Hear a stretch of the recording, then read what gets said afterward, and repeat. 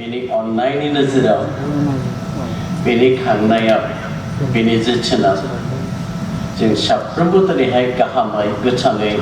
थानो मोनबाय जोङो गाहामै गोथाङै थानो मोननायखायनो जोंखौ सोरजिग्रा बिफा इसोरखौ बाख्नायनो खुलुमनो आरो जोंनि आशीर्बाद मोननो गोनांखौ इसोरनि रावनिफ्राय सावरायलायनो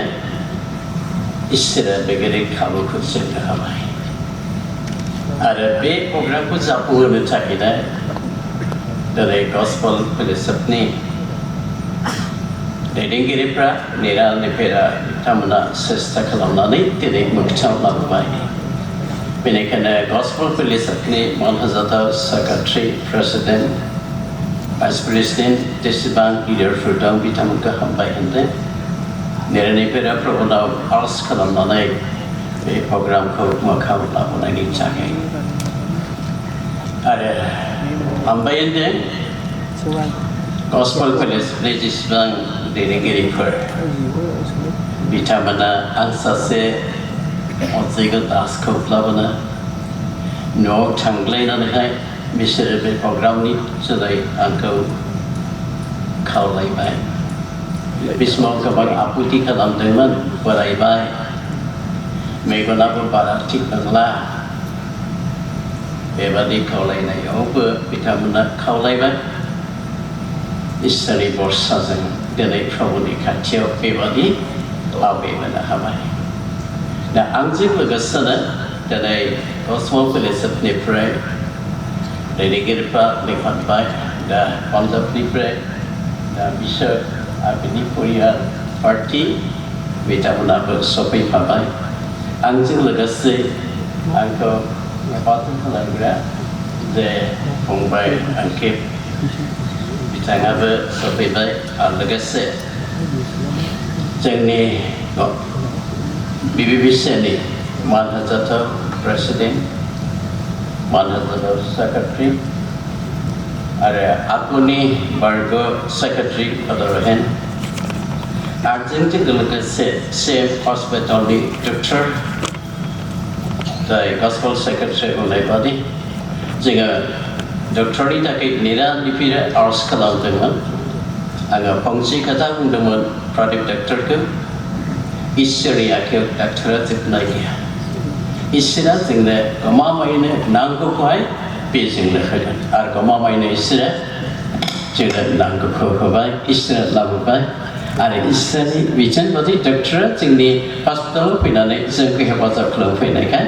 हाजासे हाजासे हामबाय आरो दिनै बे मोनाबिलियाव सफैनाय फोथायारि साफ्रोमखौबो हामबाय होनदों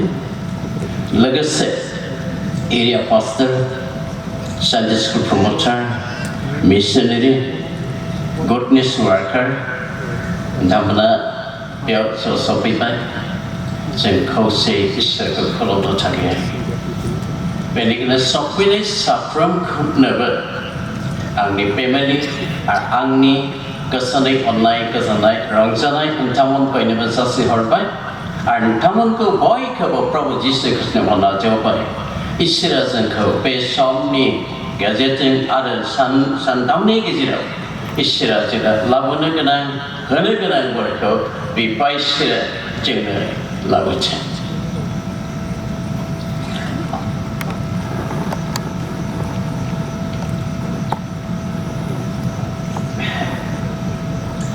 बोरायनायखाय गासैनिबो हेफाजाब नांगौ जाबाय अननानै बिथांमोना आंखौ क्षमा खालामगोन आङो नोंथांमोननि फारसे सोंनाय सोंदों जोङो बेबादि ज' जथुमनानै रिभाइभेल कनफारेन्सखौ खालामनो खाबु मोनथ'वाखैमोन मानोना कर'नानि गेजेरजोंहाय अब्लाबो खायदा लायै लायै जोंनि गस्पेल फेल'शिपआ जागरण बे प्रग्रामखौहाय खालामबाय थादों गिर्जा गिर्जा आरो गेदेर इसोरनि अननायजों जों देग्लाय 2023 मायथाइयाव आरोबाव जुथुमलायनानै इसोरनि रावजों सोलोंलायनानै इसोरनि बोर नाजावनो बेबादि जों खाबु मोनदों बेनिखायनो नोंथांमोना खुसि ना खुसि इसोरा जे जोंखौ कर'नानिफ्राय लाखिबाय इसोरा जे जोंखौ नाना रोखोम बिपद आफदनिफ्राय रैखाबाय इसोरा जोंखौ शान्ति दोनबाय रंजा बाजा दिनैहाय इसोर खालामनो इसोरा जोंखौ दिनै बे खाबुखौ होबाय नोंथांमोना खुसि ना बेसेबां खुसि बार्थ होनोबा जुदि खुसिब्ला जों बिफा इसोरखौ खुगा फुवारनानै बेसेबां नोंनि खुगा फुवारनो हायो बेबादि फुवारनानै जों बिफा इसोरखौ जों हामबाय होनो बुङो ना हालेलुया हालेलुया हालेलुया हालेलुया इसोरा नोंथांमोन बयखौबो बोर होथों दा जोङो इसोरनि रावनि फारसे दसे आवगायलांदोनि आरो जोङो दसे जों सोलोंलायदोनि दा आंनो बुंनो होदों गस्पेल सेक्रेटारिया इंराजिखौ बुंनाय नंला आङो सालायफोर बारा गिदिङा दा आंनो होनाय आयदा जाबाय धोरोमियाफोरनि जेंना बा परीक्षा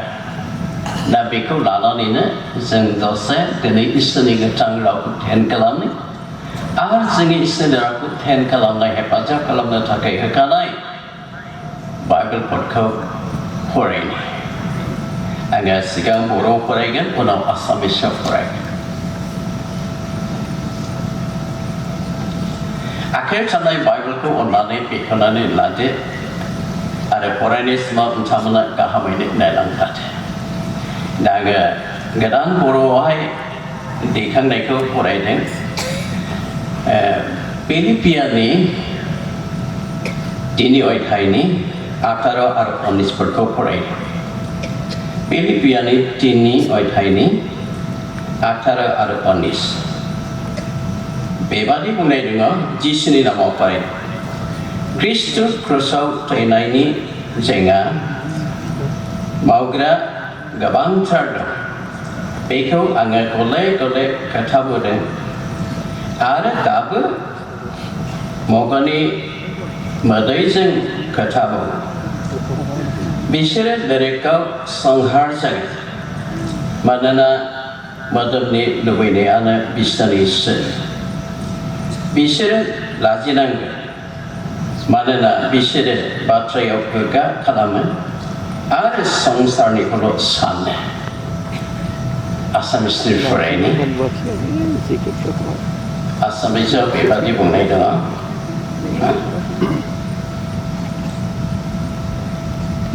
কারণ অনেকেই আনন্দের চলিছে তেওঁলোকৰ বিষয়ে মই তোমালোকক বাৰী বাৰী ক'লো এতিয়াও কান্দিহে গৈছোঁ তেওঁবিলাক খ্ৰীষ্টৰ ক্ৰুচৰ শত্ৰু তেওঁবিলাকৰ সেই গতি সৰ্বনাশ এটি তেওঁবিলাকৰ ঈশ্বৰ নিজ নিজ লাজত তেওঁবিলাক গৌৰৱ আছে তেওঁবিলাকে পাৰ্থিৱ বিষয় ভাবে इसोरा गावनि राव फरायनाय जों खोनासंनाय बयनिबो फारसे थानानै इसोरा बे रावजों जों बयनोबो गावनि बोरखौ लाबोथों बिफा इसोरनो जोंखौ बुंलायनि जोंनि गोसोखौ प्रभुनि खाथियाव लाबोनि जोंनि गोसोखौ खेवनानै होनि इसोरा बे बाथ्राजों जोंनो मा रायज्लायो मा बोर होयो प्रभुनि खाथियाव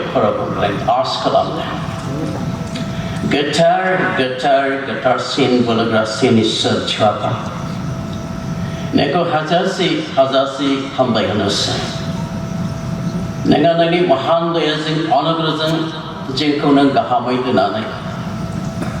नोंनि अननायजों जोंखौ नों जोथोन लानानै बिपद आफद दङब्लाबो नों गासैखौबो नों रैखा खालामनानै जोंखौ लाखिबोबाय आफा बे समसिम बेनिखायनो प्रभु नोंखौ हाजासे हामबाय जोङो दिनै नोंनि अननायजोंसो बे 2030 मायथाइयाव आरोबाव बे जागरण सभाखौ जों मोननो हाबाय बेनिखायनो आफा नोंखौ हामबाय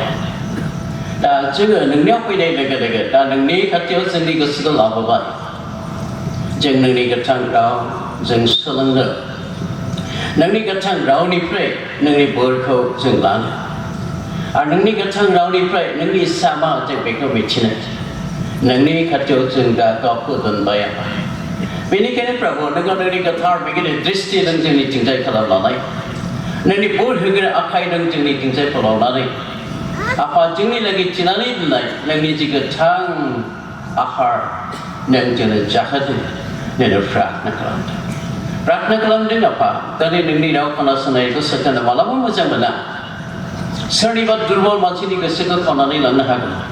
बेनिखायनो आफा नोङो नोंनि सोरगोफोरखौहाय जोंनि सोरगिदिं नों फसंनानै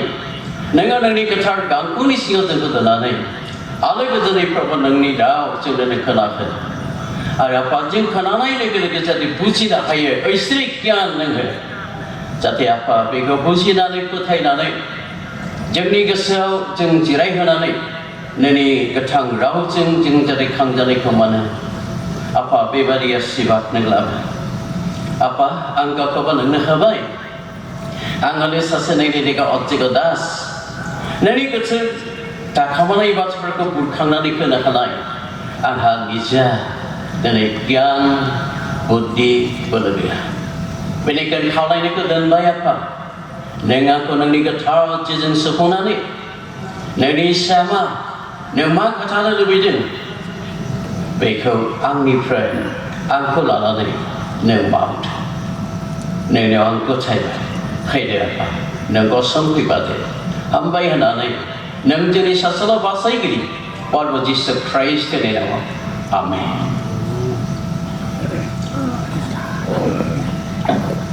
जोङो लासै दसे इसोरनि गोथां रायखौ रायलायनि जोङो दा फिलिपिनि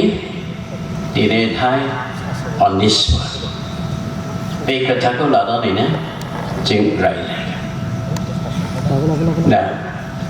पौला फिलिपि बे मण्डलिनि फोथायग्राफोरनो बे लाइजामखौ लिरहरनाय जादों लिरनायनि थांखिया बेनो फिलिपियाव किसुमान मानसिफोर दंमोन बिधान पालन खालामनानै चेक खालामजानानैहाय मानसिया धर्मिया जानो हायो बेबादि फोरोंग्राफोरनिफ्राय साबधानै थानो फिलिपि मण्डलाव पौला बे लाइजामखौ लिरहरदों आरो 3नि 7 आखनाव पौला बेखौनो बुंदों जेखौ आं गोनां सानदोंमोन आं बेफोरखौ ख्रिस्टानाव उदाया सानबाय आरो 9 पदाव बेबादि बियो बुंहरदों आइन बादि धर्मीय जानायखाय आंखौ नाजावाखै आंथाय ख्रिस्टखौ फोथायनानै दायनि खालामजाबाय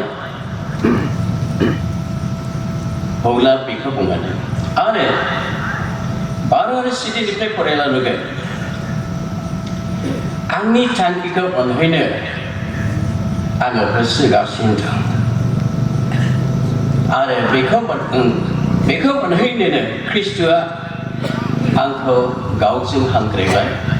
बेनो आंनि नोजोर सत्रफोरा बेबादि बुंदों आं जेरै थाबायदों नोंसोर बेबादि थाबायदों आं जेरै मावदों नोंसोर बेबादि मावदों 18 बेबादि बुंदों बेखौ मिथिहोदों गोबां मानसिफोर दं गुबुन मानसिफोर बादि थाबायनाय बिसोरो प्रभु जिसु ख्रिस्टनि बिसार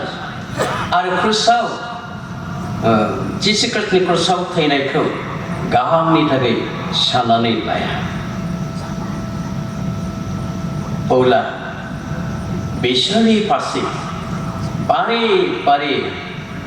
बियो बुजायदों आरो बिखा खालामनानैबो बिसोरखौ रायथिदों मानोना बिसोरो जिसु ख्रिस्टनि क्रुसनि बिसार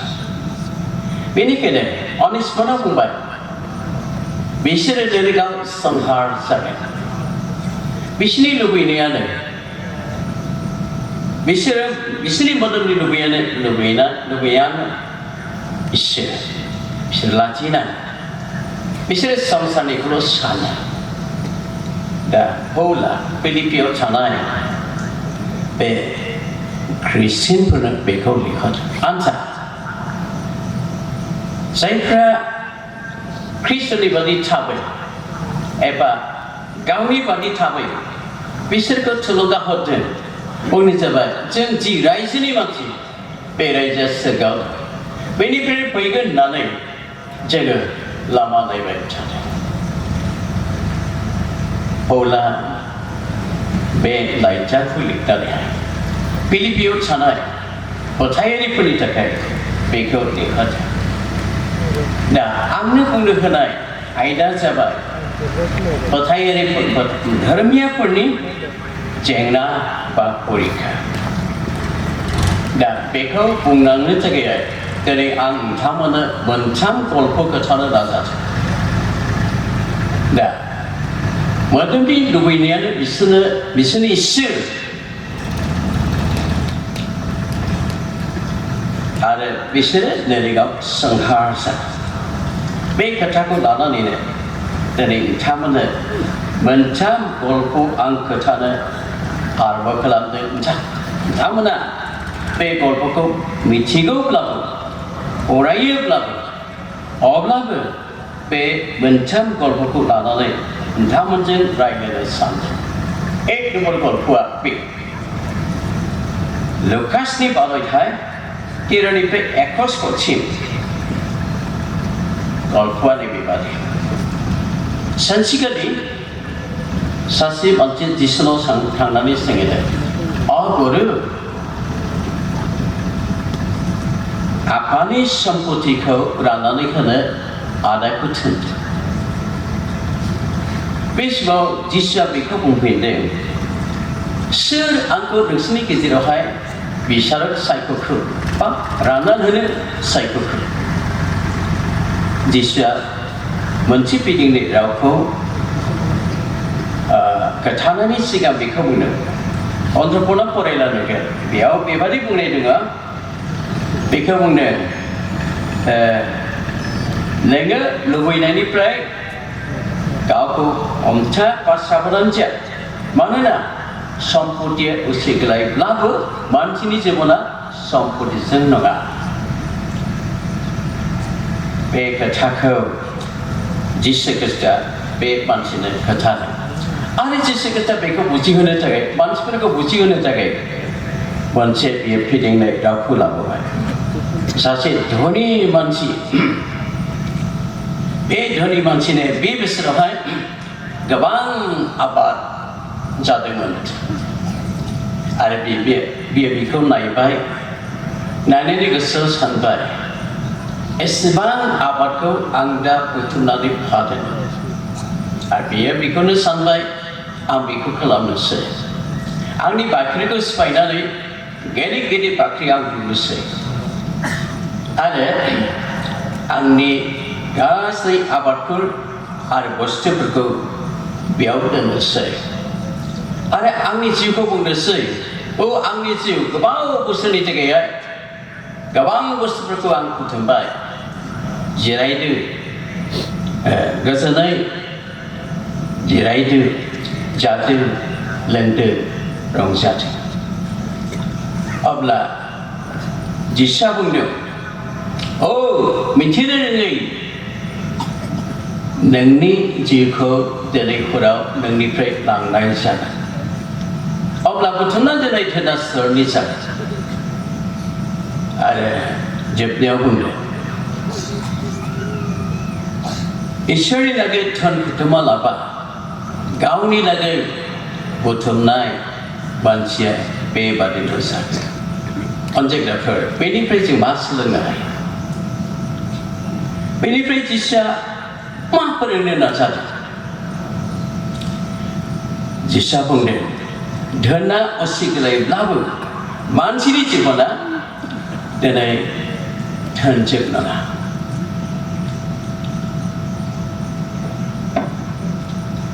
आंनो बुंहोनाय आयदाया बेनो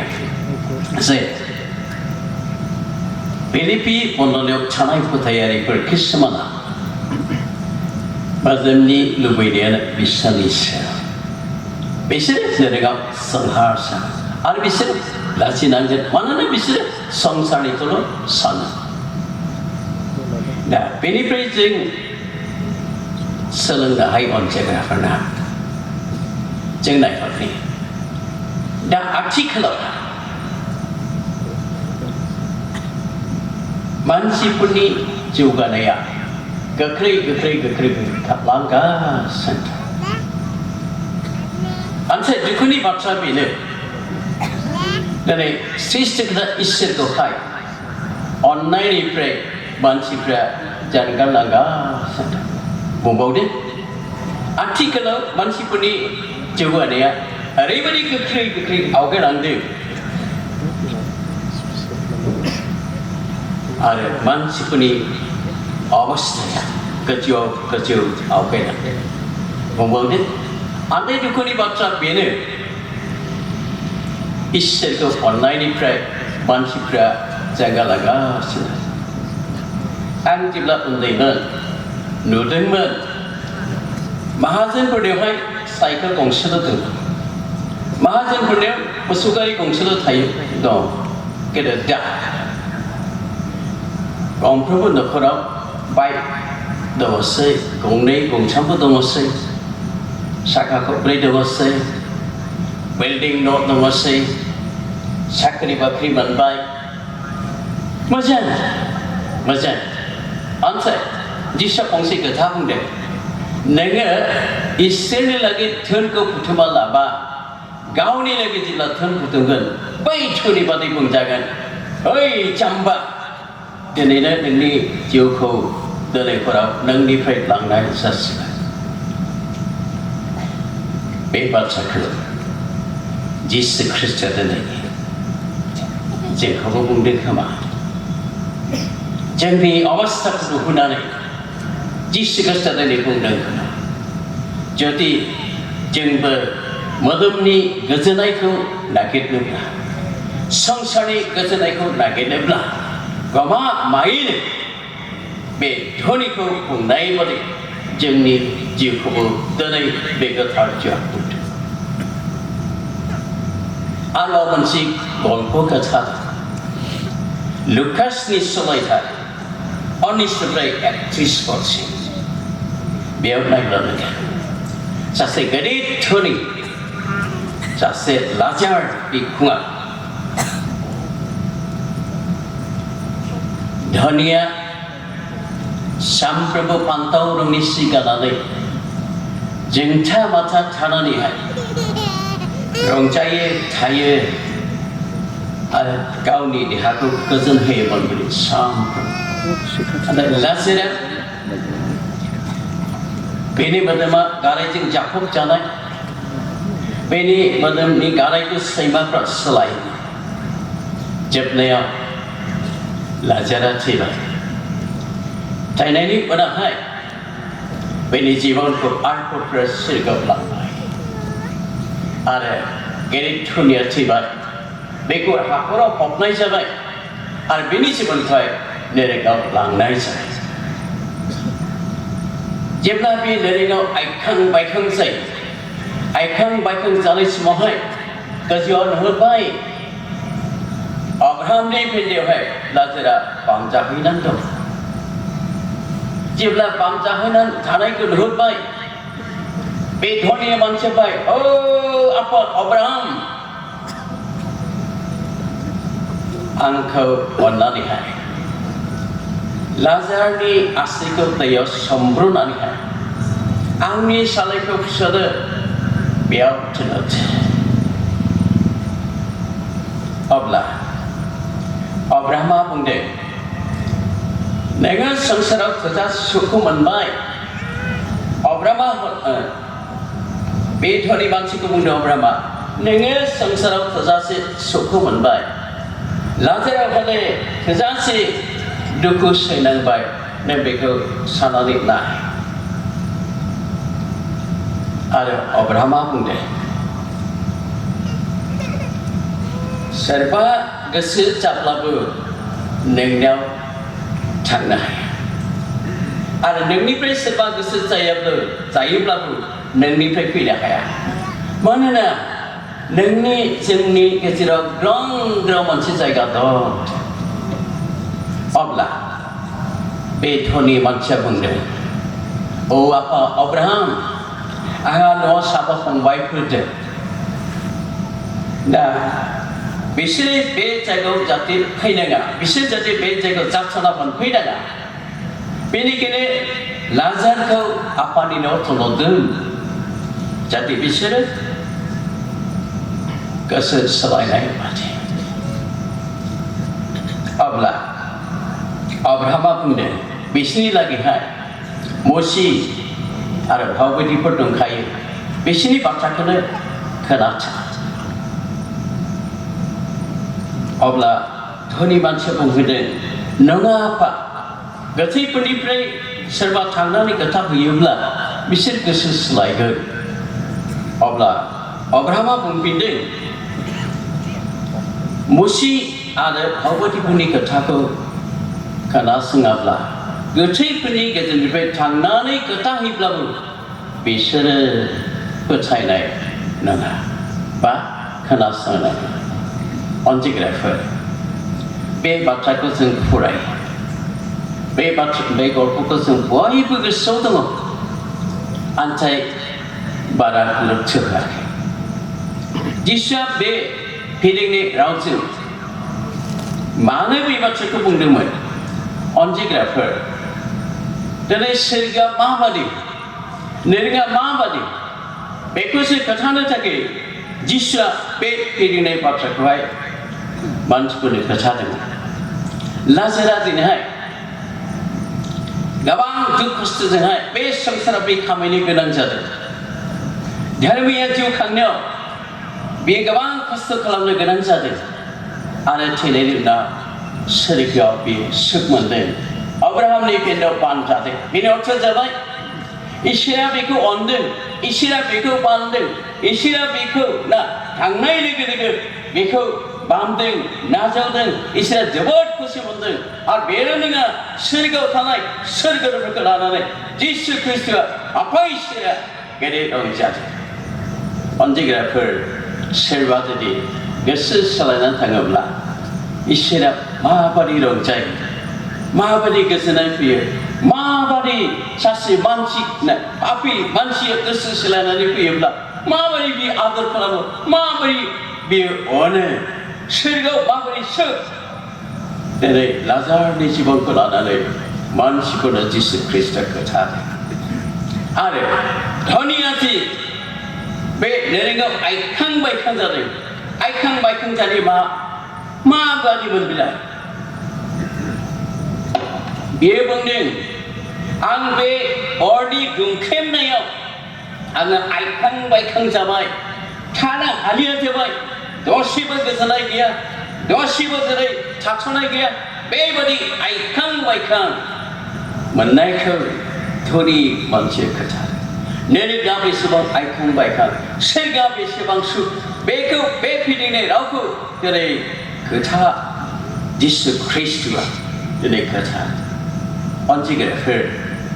दिनै नै मुगानि मानसिफ्रा जुदि उदैयाखौनो इसोर खालामनानै बे धोनिबादि जिउ खांब्ला आं बे धोनिया आइखां बायखां जानाय बादि नोंबो निस्सय बाइबेला बुंनाया सैथो बाथ्रा बियो आखोर मोनसेबो हेरफेर जाया बियो आखोर मोनसेबो सोलाया बियो जिसुआ जेखौ बुंबाय इसोरा जेखौ बुंबाय बेखौ नोंनि सायाव माव बेखौ प्रभु जिसु ख्रिस्टआ आरो मोनसे गल्प खोथा दानियेलनि 5 अध्याय 1 निफ्राय 31 पदसिम बेखौ फरायबाय थानाय खालामसै नबकर्तिसनि फिसाला बेलशास्सर राजा बिफा थैनायनि उनाव गोबां धन सम्पतिनि बिगोमा जाबाय एनेखि बियो गेदेर हामब्रायजोनिबो अधिकारिमोन आरो बियो हाबिलास अबिलासजों सुफुंनानै गोबां हिन्जावफोर बि हाबा खालामदोंमोन आरो सृष्टिकर्ता इसोरखौहाय बियो मान गैयै खालामदोंमोन माने गाव